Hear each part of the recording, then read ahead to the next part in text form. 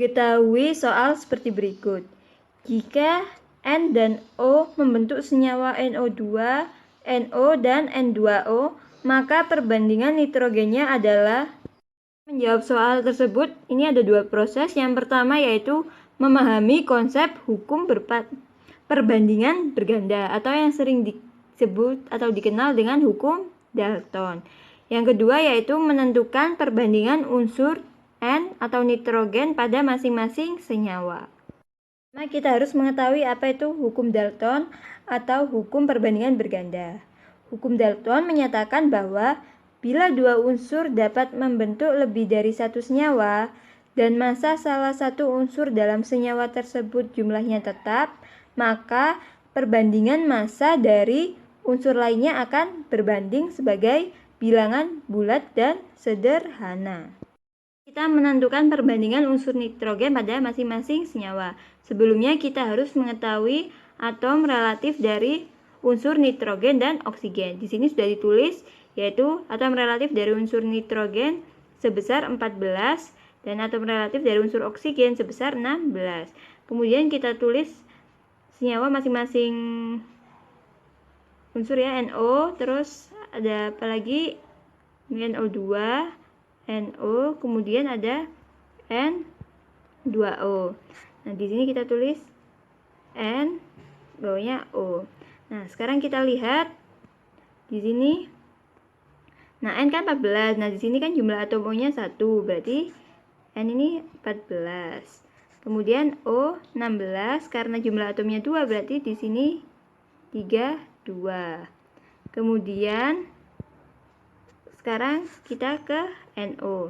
N, jumlah atom N di sini 1, berarti massanya 14. Untuk oksigen O-nya juga 1 ya, berarti 16 tetap.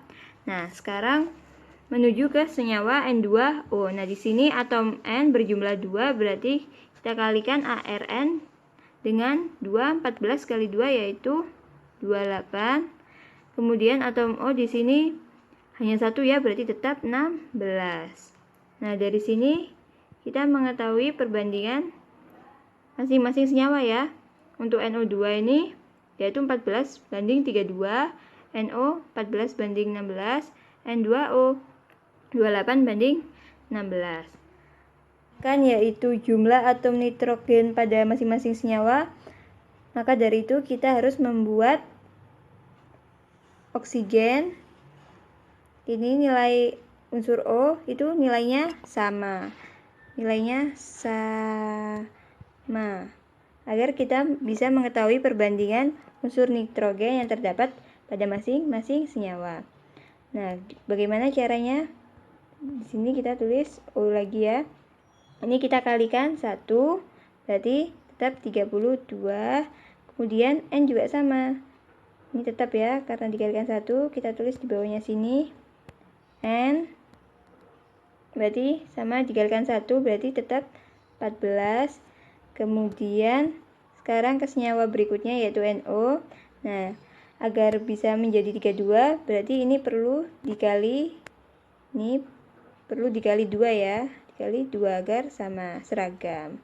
Agar seragam nilai unsur oksigen atau massa dari oksigen. Nah, apabila oksigen dikali 2, berarti yang atas juga harus dikali 2. Ini harus dikali 2 sehingga 14 kali 2 ialah 28. Kemudian selanjutnya juga sama ya. Ini 16 berarti perlu dikali 2 agar bisa menjadi 32. Ini kemudian yang atas unsur nitrogennya juga harus dikali 2. Ini kali 2 kali 2. 28 kali 2 berapa? 28 kali 2 yaitu 56.